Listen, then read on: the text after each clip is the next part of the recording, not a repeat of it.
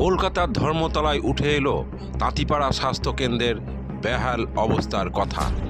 আজ 11ই জানুয়ারি বাংলা পক্ষের উদ্যোগে ধর্মতলা চলো কর্মসূচি ছিল। সেই ধর্মতলা কর্মসূচি থেকে বীরভূম বাংলা পক্ষের দপ্তর সম্পাদক প্রীতম ভান্ডারীর বক্তব্যে উঠে এলো বীরভূমের রাজনগর ব্লকের অন্তর্গত তাঁতিপাড়া প্রাথমিক স্বাস্থ্যকেন্দ্রের বেহাল ও করুণ দুরবস্থার কথা।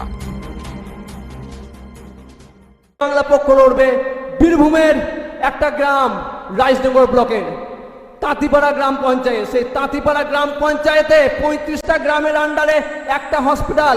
সেই হসপিটালে আগে সিপিএম আমলে প্রসূতি মায়েদের বাচ্চা প্রসব হতো, সুস্থ চিকিৎসা ছিল, সুন্দর চিকিৎসা হতো। কিন্তু বর্তমানে সেটা এমন নিম্নমানে পর্যায়ে পৌঁছেছে যে সেখানে সুচিকিৎসা নেই।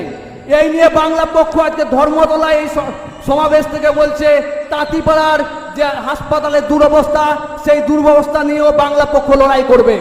বাংলা পক্ষ আমাদের এমন একটা সংগঠন যে একটা বীরভূমের একটা ছোট গ্রাম তাঁতিপাড়া, সেই তাঁতিপাড়ার অসুবিধার কথা এই ধর্মতলার মঞ্চে বলে দেওয়ার জায়গা করেছে।